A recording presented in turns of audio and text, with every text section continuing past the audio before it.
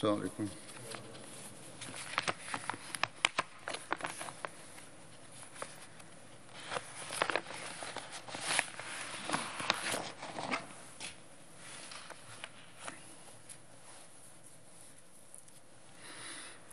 أشهد أن لا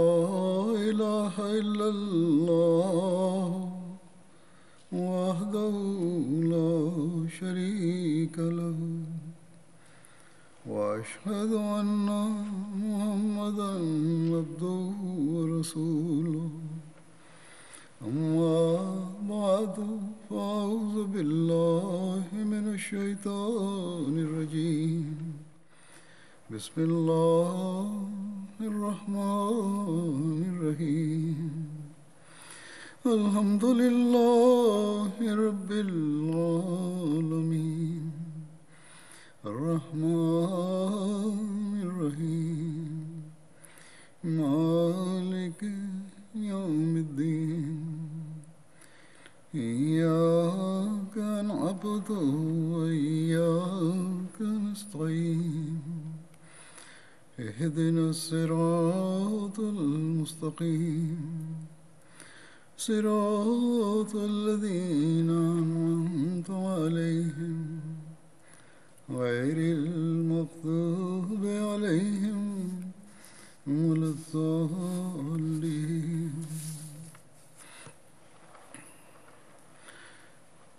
آج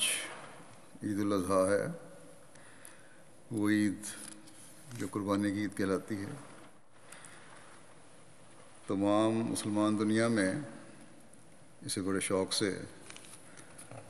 منا رہے ہیں آج، اور وقت کے فرق کے ساتھ بعض جگہ کل بھی منائیں گے. اس قربانی کی یاد کو تازہ رکھنے کے لیے یا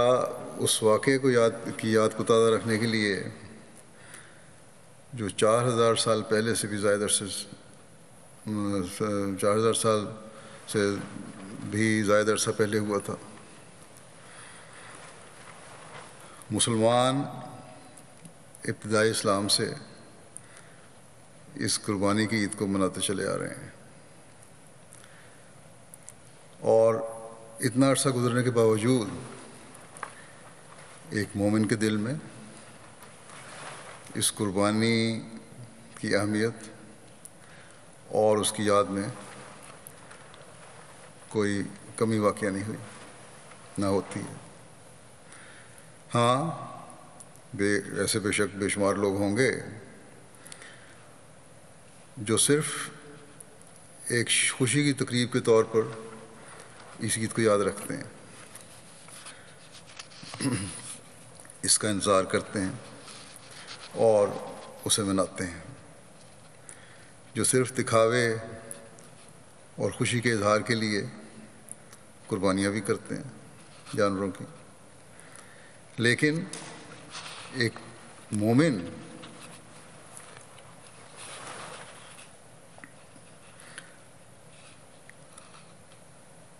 ایک قربانی کو یاد رکھتا ہے، اس قربانی کی اہمیت کو یاد رکھتا ہے، اور اس قربانی کی روح کو یاد رکھتا ہے، اور اس طرح یاد رکھتا ہے جس طرح یاد رکھنا چاہیے اور اس کا حق ہے. ایک مومن کے دل کو یہ قربانی کا واقعہ، جس کا اظہار باپ بیٹے نے ہزاروں سال پہلے کیا تھا، جذباتی کر دیتا ہے. عموماً انسان اپنی تکلیفیں یا غم، اس غم یا تکلیف سے نکلنے کے بعد کچھ عرصے بعد بھول جاتا ہے، یاد نہیں رہتا کہ کس غم اور تکلیف سے میں گزرا تھا، پھر دنیا میں مصروف ہو جاتا ہے. لیکن اس واقعے کو اللہ تعالیٰ نے قرآن کریم میں محفوظ کر کے قربانی کا ایک معیار ہمیشہ کے لیے قائم فرما دیا، اور پھر ایک مومن کو اس معیار کو ہمیشہ سامنے رکھنے کی ہدایت فرما کر ایک مومن کے لیے، ایک مسلمان کے لیے اس کی یاد تا قیامت قائم کر دی ہے۔ کیا اعلیٰ معیار ہے کہ آج بھی جب ہم اس واقعے کو سنتے ہیں، اس پر غور کرتے ہیں، تو دل جذبات سے بھر جاتا ہے۔ یہ کوئی معمولی بات نہیں کہ ایک شخص کو بڑھاپے میں ولادت ہوتی ہے اور اس کی عمر بھی اس وقت 90 سال کی ہو جاتی ہے یا اس کے قریب، تو اسے اللہ تعالیٰ کی طرف سے خواب میں حکم ہوتا ہے کہ اپنے لڑکے کو ذبح کر دو، اور اس حکم پر اس کی ظاہری معنی لیتے ہوئے وہ اپنے اکلوتے بیٹے کو ذبح کرنے کے لیے تیار ہو جاتا ہے۔ بس اللہ تعالیٰ کی رضا اور حکم کے آگے سر تسلیم خم کرنا یا خم کرنے کا یہ کیا ہی اعلیٰ معیار ہے، کیا ہی اعلیٰ مقام ہے حضرت ابراہیم علیہ السلام کا، کہ اس لڑکے کو لٹا کر پھر چھری پھیرنے کو تیار ہو گئے اس حکم کو سن کے، اور پھر باپ ہی اس قربانی کے لیے تیار نہیں ہوا کہ اس کا ایک روحانی مقام تھا باپ کا، وہ اللہ تعالیٰ کے قرب کے اعلیٰ مقام پر پہنچا ہوا تھا، بلکہ اس بیٹے نے بھی بچہ ہونے کے باوجود اس بات کو تسلیم کر لیا کہ ٹھیک ہے، اگر اللہ تعالیٰ کا حکم ہے میں ذبح کیا جاؤں تو میں حاضر ہوں۔ اس بچے کے جواب کو بھی اللہ تعالیٰ نے قرآن کریم میں محفوظ کر لیا، اور اس بچے کا یہ جواب کہ یا ابت افعل ما تؤمر ستجدنی انشاء اللہ من الصابرین، یا ابت افعل ما تؤمر، اے میرے باپ جو کچھ خدا کہتا ہے وہی کر، ستجدنی انشاء اللہ من الصابرین، تو انشاء اللہ تعالیٰ مجھے اپنے ایمان پر قائم رہنے والا اور صبر کرنے والا دیکھے گا۔ قربانی دینے والوں اور خوشی سے قربانی دینے والوں اور اللہ تعالیٰ پر کامل ایمان لانے والوں کے لیے یہ جواب بھی ایک مثال بن گئی، اور نوجوانوں کو بھی بتا گیا کہ یہ ہونے چاہیے خدا تعالیٰ پر کامل ایمان رکھنے والوں اور قربانی کے لیے تیار رہنے والوں کے جواب اور معیار۔ بس اگر ہم غور کریں تو کون ہے جو اس جواب سے متاثر نہ ہو؟ بوڑھوں کے لیے قربانی دینے کی مثال قائم کی 90 سالہ بوڑھے نے، بچوں اور نوجوانوں کے لیے مثال قائم کی ایک بچے نے۔ بس یقیناً جب ہم یہ واقعات سنتے ہیں اور پڑھتے ہیں تو ہم سب جذبات سے لبریز ہو جاتے ہیں، اکثر کی آنکھیں آنسوں سے بھر جاتی ہیں، مگر ہمارے لیے صرف اتنا ہی کافی نہیں ہے، بلکہ ہمیں اس کے ساتھ اپنے اس عہد کہ ہر قربانی کے لیے تیار رہوں گا اس کا بھی جائزہ لینے کی ضرورت ہے۔ حضرت ابراہیم علیہ السلام کا اپنے بیٹے کی قربانی کے لیے اللہ تعالیٰ کے حکم پر تیار ہو جانا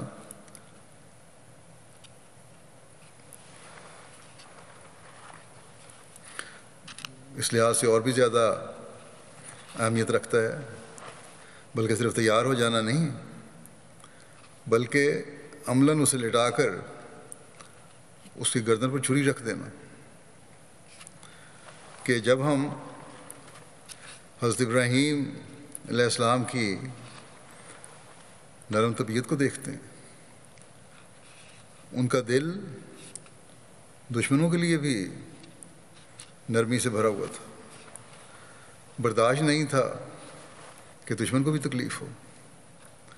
اور اس نرم دلی کا ایسا معیار تھا کہ جسے اللہ تعالیٰ نے بھی حضرت ابراہیم علیہ السلام کی خاص صفت قرار دے کر قرآن کریم میں محفوظ کر لیا، اور حضرت ابراہیم کے بارے میں فرمایا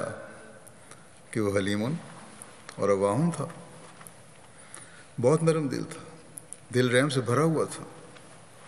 اور جب یہ حالت تھی تو کیا ان کے دل میں بیٹے کے لیے درد پیدا نہ ہوا ہوگا؟ یقیناً پیدا ہوا ہوگا، لیکن اس وقت اپنے اس ذاتی درد اور محبت کو ایک طرف رکھ کر انہوں نے صرف اللہ تعالیٰ کی رضا اور محبت کو ہر چیز پر مقدم کر لیا، اور اس چیز نے انہیں دوسروں سے پھر ممتاز بھی کر دیا، اور یہی امتیاز ہے، اور اللہ تعالیٰ سے وفا اور محبت اور قربانی دینے کا یہ معیار ہے جس کی وجہ سے تا قیامت جب مسلمان حضرت صلی اللہ علیہ وسلم پر درود بھیجیں گے تو حضرت ابراہیم علیہ السلام کا بھی ذکر ضرور ہوگا، اور صرف یہ حضرت ابراہیم علیہ السلام کی قربانی نہیں، بلکہ جیسا کہ قرآن کریم ہمیں بتاتا ہے، دلی خوشی کے ساتھ حضرت اسماعیل علیہ السلام بھی قربانی کے لیے تیار ہوئے، اور جس کا ذکر ہو چکا ہے ابھی، اور ان کو بھی دوسروں سے ان کی یہ قربانی کا معیار ممتاز کر گیا۔ کیوں وہ اس لیے تیار ہوئے؟ اس لیے وہ اس قربانی کے لیے تیار ہوئے اس لیے کہ انہیں خدا تعالیٰ سے محبت کا خاص ادراک حاصل ہوا تھا، ان کے اندر اس ادراک کی وجہ سے یہ جذبہ پیدا ہوا کہ یہ قربانی ہماری ترقی کا موجب ہے، باپ میں بھی اور بیٹے میں بھی۔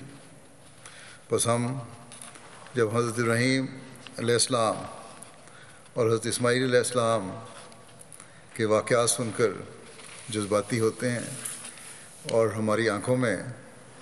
نمی آتی ہے، تو اس لیے کہ ہمارے ذہن میں اس واقعہ کا تصور ایک جذباتی کیفیت پیدا کر دیتا ہے، لیکن شاید ہم میں سے اکثریت کے دل اس کیفیت اور اس معیار اور اس کیفیت کو نہ پا سکیں جو حضرت ابراہیم علیہ السلام کے دل میں اس وقت تھا۔ اس وقت ان کو خیال تھا تو صرف یہ کہ اللہ تعالیٰ نے مجھے اپنے لیے چن کر مجھ سے ایک قربانی مانگی ہے،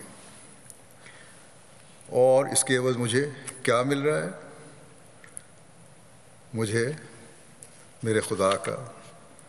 میرے محبوب کا قرب عطا ہو رہا ہے۔ یہ سوچ تھی کہ خدا تعالیٰ میرے قریب ہو رہا ہے، اور پھر یہ صرف سوچ ہی نہیں تھی بلکہ ہر مسلمان جانتا ہے، ہر قرآن پڑھنے والا جانتا ہے، ہر درود پڑھنے والا جانتا ہے کہ خدا تعالیٰ نے اس قربانی کو یاد رکھا اور قیامت تک کے لیے امر کر دیا۔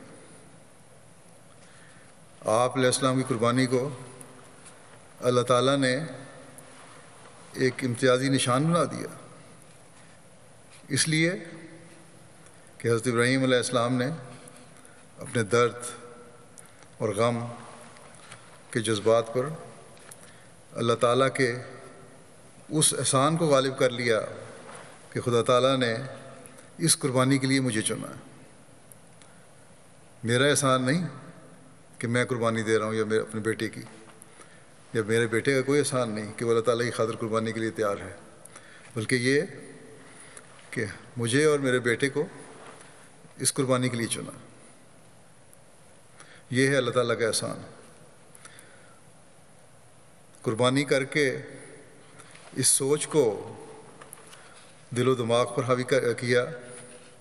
کہ میری قربانی کی کوئی حقیقت نہیں، بلکہ خدا تعالیٰ کا احسان ہے کہ اس نے مجھے اس قربانی دینے کے قابل سمجھا۔ بس ہم جب ہر قربانی کے لیے تیار رہنے کا عہد کرتے ہیں تو ہمیں بھی اس سوچ کو اپنے دل و دماغ پر حاوی کرنے کی کوشش کرنی چاہیے کہ ہماری قربانی کی کوئی حیثیت نہیں ہے۔ یہ اللہ تعالیٰ کا احسان ہے کہ وہ اگر ہم سے کوئی قربانی لے اور اس کے نتیجے میں خدا تعالیٰ کا قرب عطا ہو، اور حقیقت بھی یہی ہے کہ ہماری قربانیوں کی اس قربانی کے مقابلے پر کچھ بھی حیثیت نہیں جو حضرت ابراہیم علیہ السلام اور حضرت اسماعیل علیہ السلام نے دی، یا جس کے لیے وہ تیار ہوئے۔ ہم تو اگر دین کو دنیا پر مقدم کرنے کے عہد پر ذرا سا بھی عمل کرتے ہیں تو اللہ تعالیٰ اس طرح نوازتا ہے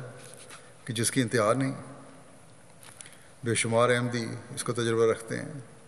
بے شمار خطوط مجھے اس بارے میں آتے ہیں کہ کس طرح اللہ تعالیٰ نے ان کی معمولی قربانی کو بھی نوازا۔ مالی قربانی کرتے ہیں تو چند گھنٹوں میں اس کا اجر مل جاتا ہے ان کو، یا اور بھی اس طرح کی بہت ساری مثالیں ہیں۔ بس یہ جذبہ عارضی نہیں ہونا چاہیے بلکہ مستقل ہونا چاہیے۔ صرف ایک دفعہ ہی اللہ تعالیٰ کے فضلوں اور احسانوں سے فیض یاب نہ ہوں، بلکہ اللہ تعالیٰ کے قرب کے حصول کی خواہش اور اس کے لیے کوشش زندگی کا مستقل حصہ بن جائے، تب ہم کہہ سکتے ہیں کہ ہم اپنے عہد کو پورا کرنے کی کوشش کرنے والے ہیں۔ اور یہ کوشش ہے جو پھر آگے جاگ لگاتی چلی جاتی ہے، نیکیوں کے اثر آگے اگلی نسلوں پر نظر آتے چلے جاتے ہیں۔ اللہ ماشاء اللہ، اللہ تعالیٰ کا قرب پانے کی سوچ پھر ہمیشہ قائم رہتی ہے۔ بیوی بچوں کو بھی یہی ادراک ہوتا ہے کہ خدا تعالیٰ کی رضا کا حصول اور اس کا قرب پانا ہماری زندگی کا مقصد ہے۔ بس یہ ماحول گھروں میں پیدا کرنے کے لیے دعاؤں اور عمل کی ضرورت ہے۔ حضرت ابراہیم علیہ السلام کو بیٹے کی گردن پر چھری پھیرنے کے لیے تیار ہونا اور بیٹے کا اپنی گردن پر چھری پھروانے کے لیے تیار ہو جانا یقیناً ایک بہت عظیم جذبہ ہے، اور اللہ تعالیٰ نے اس جذبے کی قدر بھی کی اور اس جذبے کو قبول فرماتے ہوئے عملاً بیٹے کی گردن پر چھری پھیرنے سے روکتے ہوئے فرمایا کہ قد صدقت الرؤیا انا کذالک نجزی المحسنین، تو اپنی رویا پوری کر چکا، چھری پھیرنے کی ضرورت نہیں۔ اب ہم اسی طرح محسنوں کو بدلہ دیا کرتے ہیں۔ محسنوں کا بدلہ کیا ہے؟ محسنوں کا بدلہ یہ ہے کہ تجھے اور تیرے بیٹے کو انتہائی قرب کا مقام بخشا۔ اس قرب کا مقام بخشنے کے بعد پھر قربانیوں کا دور ختم نہیں ہوا کہ قربانی کر دی، مقام بخش دیا، اب دور ختم ہو گیا قربانیوں کا، بلکہ مزید نئی قربانیوں کا دور شروع ہوتا ہے پھر اس کے بعد، تاکہ اس قربانی کے نتیجے میں اللہ تعالیٰ کے قرب کے مزید نظارے یہ دونوں دیکھیں۔ بلکہ صرف یہ دونوں نہیں، بلکہ حضرت ابراہیم علیہ السلام کی بیوی اور حضرت اسماعیل علیہ السلام کی والدہ کو بھی اس میں شامل کرنا ہے، وہ بھی نظارہ دیکھیں، تاکہ مردوں کے لیے مسائل قائم ہو جائے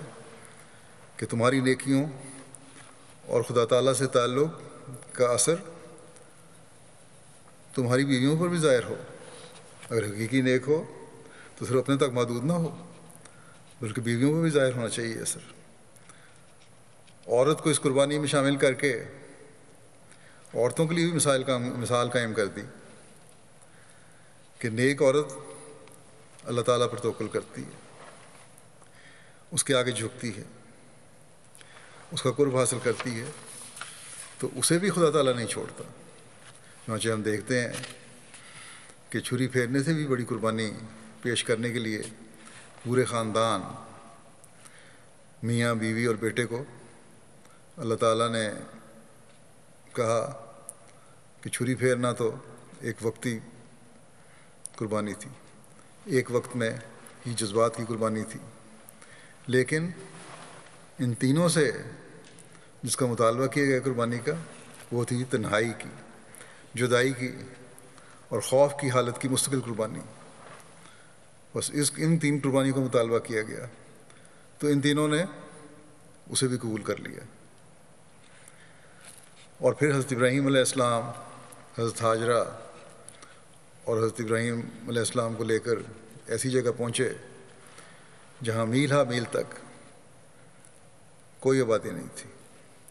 بلکہ بے آب و گیا جگہ تھی، نہ پانی تھا، نہ کسی خوراک کا انتظام تھا۔ حضرت ابراہیم علیہ السلام نے بیوی اور بیٹے کو صرف ایک مشکیزہ پانی اور کھجوروں کی ایک تھیلی کے ساتھ اس جگہ چھوڑ دیا۔ انہیں پتہ تھا حضرت ابراہیم علیہ السلام کو کہ یہ مشکیزہ جب ختم ہو جائے گا اور یہ کھجوروں کی تھیلی جب ختم ہو جائے گی تو نہ پانی میسر ہوگا، نہ کھانے کو کچھ میسر ہوگا، پھر پتہ نہیں کس طرح گزارا ہو میرے بیٹے اور میری بیوی کا۔ لیکن اللہ تعالیٰ کو حکم تھا اس قربانی کا، اس لیے اللہ تعالیٰ کی رضا کے لیے یہ قربانی کر رہے تھے۔ بہرحال جب بیوی بیٹے کو اس تھوڑی سی مقدار میں پانی اور خوراک کے ساتھ اس جگہ چھوڑ کر جب واپس لوٹنے لگے اور بیوی کو نہ بتایا کہ اب تم نے یہاں اکیلے ہی رہنا ہے، تو حضرت ہاجرہ نے محسوس کر لیا کہ یہ جدائی عارضی نہیں لگتی، بلکہ یہ تو مستقل جدائی لگتی ہے، مستقل لگتا ہے ہمیں یہاں رہنا پڑے گا۔ حضرت ابراہیم کے پیچھے جا کر پوچھا کہ ہمیں چھوڑ کے کہاں جا رہے ہیں؟ حضرت مسلم ماؤد نے بڑے خوبصورت انداز میں حضرت ابراہیم علیہ السلام کے اس حالت کا نقشہ کھینچا ہے۔ فرماتے ہیں کہ اس وقت اس جذبہ طبی کہ جو ان کے قلب میں تھا، یعنی حضرت ابراہیم علیہ السلام کے دل پہ تھا جذبہ، اور اواہن منیب ہونے کی وجہ سے ان پر رقت طاری ہو گئی اور وہ جواب نہ دے سکے۔ حضرت ہاجرہ نے پھر پوچھا کہ ہمیں چھوڑ کر کہاں جا رہے ہیں؟ جب حضرت ہاجرہ کی کئی مرتبہ پوچھنے پر بھی حضرت ابراہیم علیہ السلام اپنی جذباتی کیفیت کی وجہ سے جواب نہ دے سکے، اور حضرت ابراہیم علیہ السلام جیسی نرم طبیعت کے مالک کے لیے یہ ممکن بھی کس طرح ہو سکتا تھا، ان کو بظاہر نظر آ رہا تھا کہ اس بیابان جگہ میں پتہ نہیں ان کی کیا حالت ہوگی بعد میں۔ بس ایک طرف بشری تقاضا، بیٹے اور بیوی سے محبت کا، اور پھر فطرتاً انتہائی نرم طبیعت انہیں روک رہی تھی کہ اگر جواب دیا تو کہیں جذبات کا دھارا بہہ نہ جائے اور حضرت ہاجرہ مزید پریشان ہوں، اور دوسری طرف یہ سوچ بھی تھی کہ اس قربانی کے معیار میں اگر جذبات کا دھارا بہہ گیا تو اس قربانی کے معیار میں کمی نہ آ جائے گی جو خدا تعالیٰ کی رضا حاصل کرنے کے لیے وہ اور ان کی بیوی اور بیٹا دینے جا رہے ہیں۔ اور جس کے نتیجے میں خدا تعالیٰ کا قرب ملنا ہے، وہ خاموش رہے۔ اور جب آخر حضرت ہاجرہ نے یہ کہا کہ کیا خدا نے آپ کو ایسا کرنے کا کہا ہے، تو پھر بھی جذبات سے مغلوب ہو کر صرف اپنا ہاتھ آسمان کی طرف اٹھا دیا، منہ سے کچھ نہ بولے، کوئی جواب نہیں دیا۔ جب حضرت ہاجرہ نے یہ اشارہ دیکھا تو پھر کامل توکل سے کہا کہ اگر یہ بات ہے تو پھر خدا تعالیٰ ہمیں ضائع نہیں کرے گا، جہاں جانا ہے آپ جائیں۔ اب بظاہر دیکھا جائے تو اس بات کو تسلیم کرنا ناممکن ہے کہ اس بے آب و گیا وادی میں پانی کا مشکیزہ ختم ہونے کے بعد پانی مل سکے، یا کھجوروں کی تھیلی ختم ہونے کے بعد کھجور مل سکے، یا کوئی بھی خوراک مل سکے۔ یہ ناممکن تھا کہ ویران جگہ میں ان کی تکلیف دور کرنے یا کم از کم ہمدردی کرنے کے لیے ہی کوئی ہمدردی کرنے والا مل جائے، کسی انسان کی شکل نظر آ جائے۔ وہاں اس ویران صحرائی جگہ میں کسی نے کہاں سے آنا تھا؟ لیکن حضرت ہاجرہ میں بھی حضرت ابراہیم علیہ السلام کی صحبت نے یہ انقلاب پیدا کر دیا تھا کہ توکل اللہ اور اللہ تعالیٰ کا قرب پانے کی خواہش کا معیار انتہا کو پہنچا ہوا تھا ان کا بھی۔ انہوں نے بے خوف ہو کر کہہ دیا کہ اگر خدا کا حکم ہے تو پھر مجھے کوئی پرواہ نہیں۔ یقیناً جب حضرت ہاجرہ کے یہ الفاظ عرش کے خدا نے سنے ہوں گے کہ اگر خدا کا حکم ہے تو پھر وہ ہمیں کبھی ضائع نہیں کرے گا، تو خدا تعالیٰ نے بھی کہا ہوگا کہ بے شک میں تجھے اور تیرے بیٹے کو کبھی ضائع نہیں کروں گا۔ اور بعد کے حالات بتاتے ہیں کہ اللہ تعالیٰ نے ویسا ہی کیا جیسا اس سے امید رکھی گئی تھی، بلکہ نہ صرف یہ کہ انہیں ضائع ہونے سے بچایا، بلکہ ان کے ذریعے سے ایک ایسی زبردست قوم بنائی جس میں حضرت خاتم الانبیاء محمد مصطفیٰ صلی اللہ علیہ وسلم جیسا عظیم المرتبت نبی مبعوث فرمایا، جو تمام دنیا کے لیے مبعوث ہوا۔ آپ ہی تمام دنیا کے روحانی بادشاہ ہیں۔ خدا تعالیٰ بھی تک پہنچنا بھی آپ کے وسیلے سے یہ ممکن ہے۔ حضرت ہاجرہ اور حضرت اسماعیل علیہ السلام نے خدا تعالیٰ کی خاطر دنیا کو چھوڑا تھا۔ اللہ تعالیٰ نے تمام دنیا حضرت اسماعیل کی نسل کے قدموں میں لا کے ڈال دی، حضرت صلی اللہ علیہ وسلم کے ذریعے سے۔ آج لاکھوں کروڑوں لوگ حج اور عمرہ کرتے ہیں تو حضرت ہاجرہ کی اس قربانی کی یاد بھی تازہ کرتے ہیں۔ بس حضرت ہاجرہ کی اس قربانی کو قیامت تک کے لیے ایک مقام دے دیا، ایک اعزاز بخش دیا۔ انہوں نے خدا تعالیٰ پر توکل کرتے ہوئے اس کی رضا حاصل کرنے کے لیے دنیا سے تعلق توڑا تھا، اور آج دنیا مجبور ہے کہ خدا تعالیٰ کو حاصل کرنے کے لیے ہی ان سے تعلق جوڑے۔ بس ان کی یہ قربانی کوئی معمولی قربانی نہیں تھی۔ ان کا اللہ تعالیٰ پر یہ مان کہ جو کام خدا تعالیٰ کے لیے کیا جائے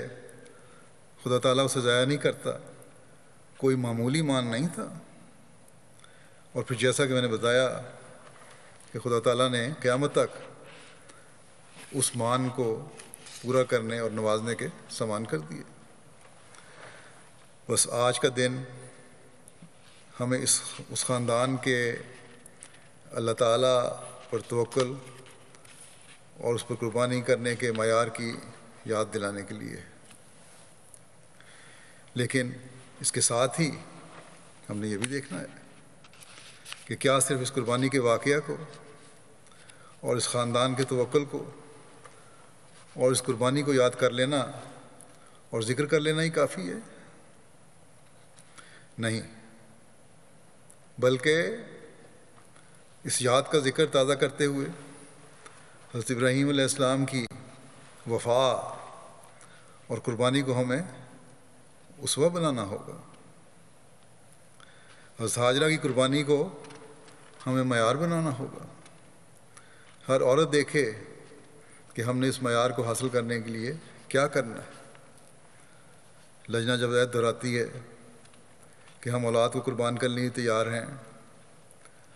تو میرے علم میں یہ بھی آیا ہے کہ بعض عورتیں کہتی ہیں ہم اس وقت خاموش ہو جاتی ہیں کیونکہ ہم تیار نہیں.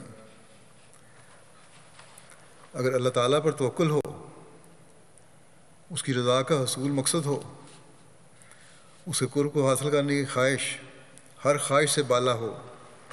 تو یہ سوچ آ ہی نہیں سکتی. دین کو دنیا پر مقدم کرنے کا عہد کیا ہے؟ یہ ایک ایسا عہد ہے جو خالصتاً اللہ تعالیٰ پر توکل کرنے کی طرف توجہ دلاتا ہے. اگر یہ عہد کیا ہے تو اسے ہر احمدی مرد، احمدی عورت، احمدی جوان اور احمدی بچے کو نبھانا ہوگا. جب انسان اللہ تعالیٰ کا قرب حاصل کرنے کی کوشش کرتا ہے، پھر اللہ تعالیٰ ضائع نہیں کرتا بلکہ نوازتا ہے. ہمارے مرد جب اپنے نمونے ابراہیمی معیار پر لائیں گے تو وہ روحانی معیار عورتوں اور بچوں میں بھی سرایت کر جائیں گے. بس سب سے پہلے مردوں کو اپنی سوچوں اور اپنی قربانی کے معیاروں کو بلند کرنے کی ضرورت ہے. اگر عورتوں اور بچوں کے معیار توکل اللہ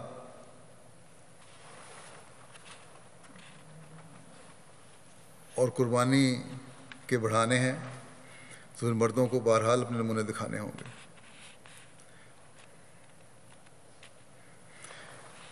یہ نہیں سمجھنا چاہیے کہ صرف اپنے اندر معمولی تبدیلیاں پیدا کرنے کے لیے یہ نمونے ہیں اور ان کی مثال صرف قصے کے طور پر اللہ تعالیٰ نے محفوظ رکھی ہے. نہیں، بلکہ یہ نمونے ہمارے لیے اسوہ ہیں. جب ہر مرد ابراہیمی نمونے پر چلنے کی کوشش کرے گا اور اس پہ چلتے ہوئے وفا کے معیار کو اونچا کرنے کی کوشش کرے گا، جب ہر عورت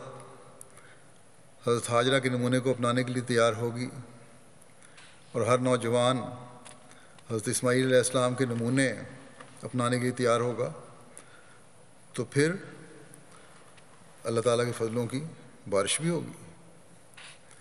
پھر حقیقی قربانی اور اس کے نتیجے میں اللہ تعالیٰ کے قرب کا ادراک اور تجربہ بھی ہوگا. اس زمانے میں حضرت صلی اللہ علیہ وسلم کے جس غلام صادق کو ہم نے مانا ہے تاکہ اسلام کی نشأت ثانیہ میں حصہ دار بن سکیں، اسے بھی اللہ تعالیٰ نے ابراہیم کہا ہے. چنانچہ کئی موقع پر آپ کو اللہ تعالیٰ نے الہاماً ابراہیم کہہ کر مخاطب فرمایا.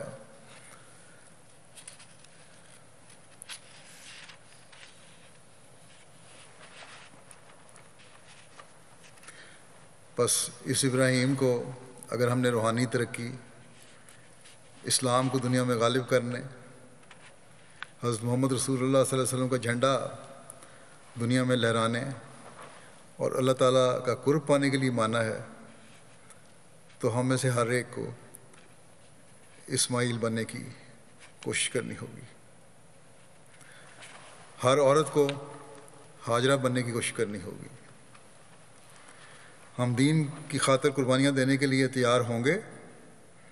تو خدا تعالیٰ ہمارے لیے نئے سے نئے راستے کھولے گا، اور اسلام کی ترقی کے جو راستے اللہ تعالیٰ نے حضرت صلی اللہ علیہ وسلم کے عاشق صادق کے ذریعے کھولنے کے وعدے کیے ہیں،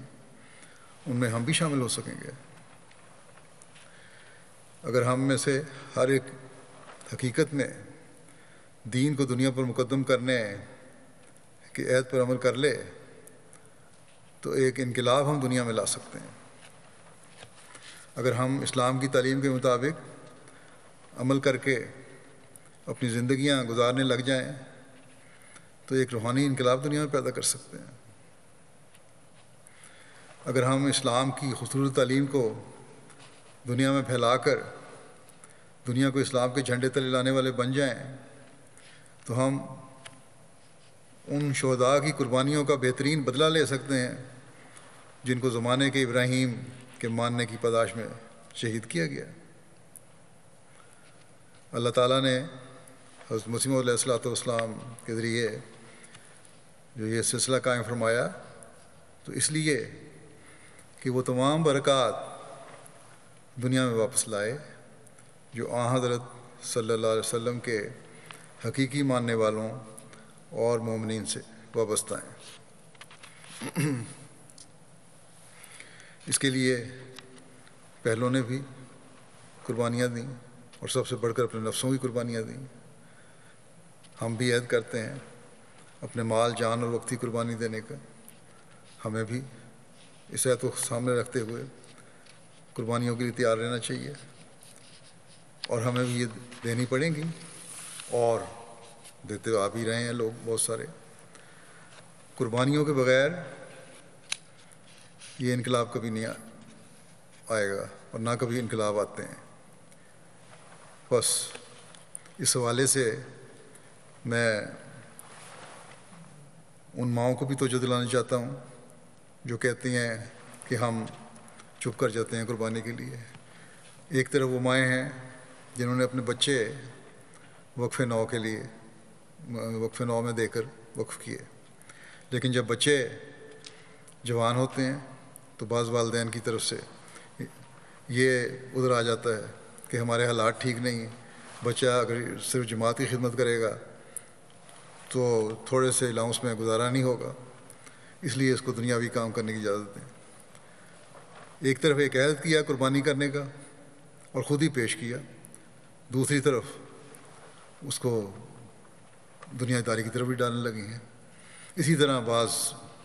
واقفین نو بچے بھی ہیں، ڈاکٹر بن جاتے ہیں، انجینئر بن جاتے ہیں، اس وقت کہتے ہیں کہ اب جماعتی خدمت بڑی مشکل ہے، ہمارا تھوڑے پیسوں میں گزارا نہیں ہوتا،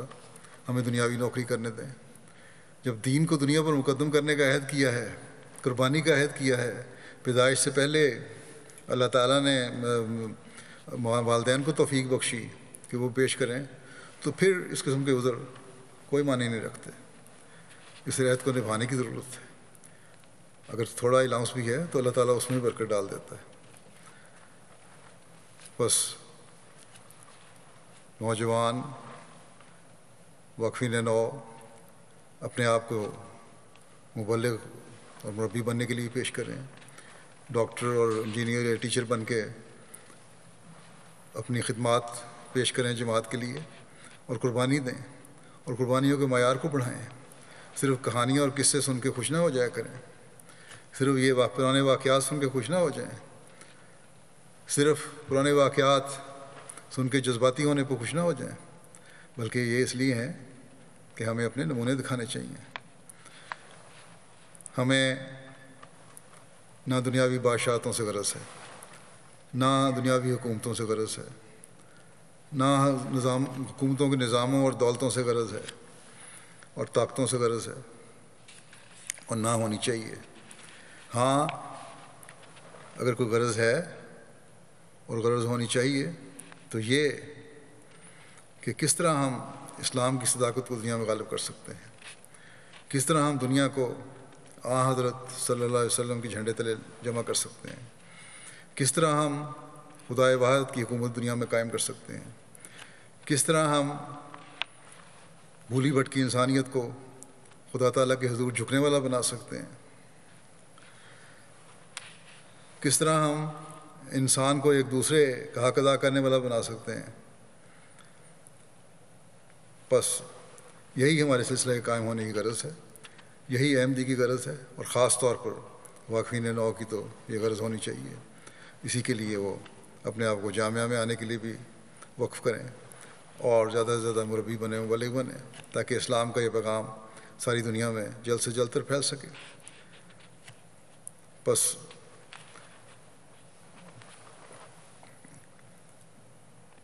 یہی جو باتیں میں نے بیان کی ہیں کہ یہی سلسلہ کے قائم ہونے کی غرض ہے، اور اس کے لیے ہمیں قربانیاں دینی چاہیے، اور اس کا اعلان بھی بارہا حضرت مسیح موعود علیہ السلام نے فرمایا ہے۔ یہ باتیں قربانی چاہتی ہیں۔ صرف جیسا کہ میں نے کہا کہ قربانی کے واقعات پڑھ کر کہ انقلاب نہیں آیا کرتے، اس کے لیے ہر احمدی عورت کو ہاجرہ بننا پڑے گا، اور ہر احمدی نوجوان کو اسماعیل بننا پڑے گا، اور ہر ملک اور ہر قوم اور ہر نسل میں سے ہر احمدی کو یہ معیار دکھانے ہوں گے، تبھی ہم دنیا میں ایک وحدت پیدا کر سکتے ہیں۔ جب اس مقصد کے حصول کے لیے یہ مشترکہ قربانی ہوگی، تبھی ہم اس گھر کی تعمیر کے مقصد کو پورا کر سکیں گے، یعنی توحید کا قیام، جس کے لیے حضرت ابراہیم، حضرت ہاجرہ اور اسماعیل علیہ السلام نے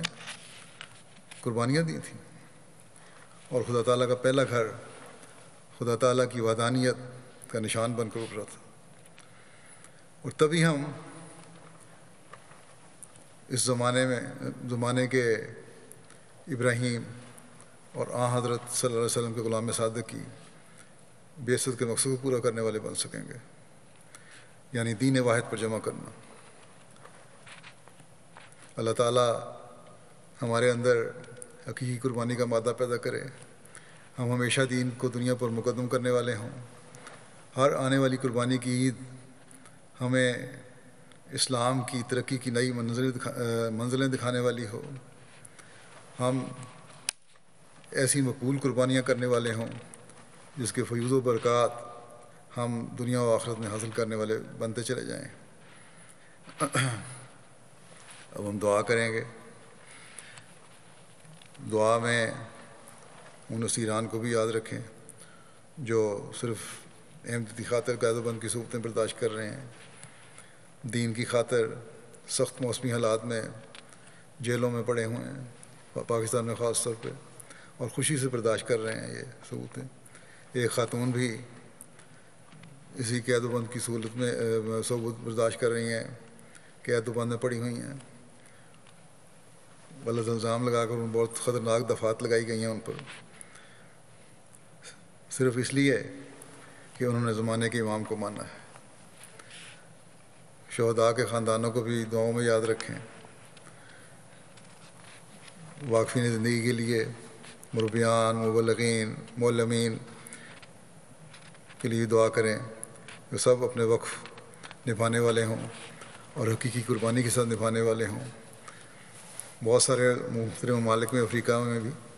معلمین بھی بہت اہم کام کر رہے ہیں، اور اللہ تعالیٰ ان کو بھی توفیق دے کہ تھوڑی تربیت کے باوجود، جو انہوں نے تھوڑا بہت علم حاصل کیا ہے معلم کلاس کا، اس کے باوجود بہت اچھے اچھے کام کرنے والے ہیں۔ اللہ تعالیٰ ان کے کاموں میں، اخلاص میں، وفا میں، علم میں، روحانیت میں برکت ڈالے، ان کو حفاظت میں رکھے، اور جیسا کہ میں نے کہا خالص ہو کر اللہ تعالیٰ کی خاطر وقف نبھانے والے ہوں۔ مشکلات میں گھرے ہوئے لوگوں کے لیے بھی دعا کریں، اللہ تعالیٰ ان کی مشکلات کو دور فرمائے، پریشانیاں دور فرمائے۔ خود غرض علماء کے شر سے بچنے کے لیے بھی دعا کریں، انہوں نے بھی شر پھیلایا ہوا ہے، خاص طور پر پاکستان میں، اسی طرح بعض افریقہ کے ممالک میں بھی۔ ہر طاقتور شریر کے شر سے معصوم جانوں کے بچنے کے لیے دعا کریں۔ اس عید پر پاکستان میں خاص طور پہ یہ بھی شور بھی ہے اور ہمیشہ ہوتا ہے، اس دفعہ کچھ زیادہ ہی ہو رہا ہے کہ احمدی اگر عید پر قربانی کریں گے جانور کی تو ان کے خلاف مقدمہ درج کیا جائے گا، ان کو سزا دی جائے گی۔ بس اس قسم کے شریروں کے شر سے بھی اللہ تعالیٰ ہر احمدی کو محفوظ رکھے۔ حضرت مسیح موعود علیہ الصلوۃ والسلام کی بعثت کو ہم پورا کرنے والے ہوں، اس کے لیے بھی ہمیں بہت دعائیں کرنی چاہیے، اور یہ دعا بھی بہت زیادہ کرنی چاہیے۔ جو مقصد حضرت مسیح کی بعثت کا ہے وہ کیا ہے؟ یہی کہ اسلام اور آن حضرت صلی اللہ علیہ وسلم کا جھنڈا تمام دنیا میں لہرائے اور دنیا میں توحید کا قیام ہو۔ صرف یہ مخالفت کی باتیں اگر ہیں، صرف پاکستان کی بات نہیں، افریقہ میں بھی بعض جگہ پہ باہر سے لوگ جا کر وہاں کے مقامی لوگوں کو بھڑکاتے ہیں اور وہاں مخالفت پیدا ہو رہی ہے۔ اللہ تعالیٰ لیکن اللہ تعالیٰ کے فضل سے اپنے ایمان پر وہ قائم ہیں، مضبوط ہیں، اور کسی مخالفت کی پرواہ نہیں کر رہے، بلکہ جان لینے کی بھی دھمکیاں دی گئیں، اس کے باوجود وہ اپنے ایمان پر قائم رہے۔ اسی طرح بعض جگہ ہماری مساجد پر قبضہ کرنے کی کوشش کی جا رہی ہے، افریقہ میں بھی۔ اللہ تعالیٰ وہاں بھی حالات پیدا کرے کہ وہ جماعتی مساجد بھی جن کو دشمن غلط طریقے سے قابض ہونے کی کوشش کر رہا ہے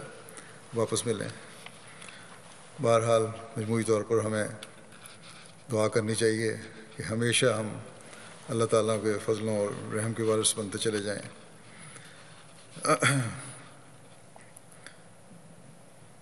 انشاءاللہ تعالیٰ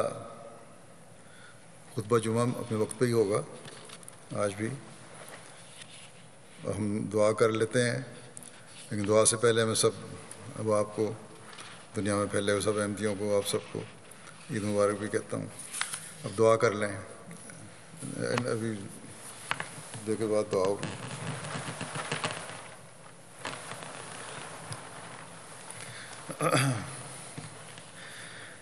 الحمد للہ نحمده ونستعینه ونستغفره ونؤمن به ونتوکل علیہ ونعوذ باللہ من شرور انفسنا ومن سیئات اعمالنا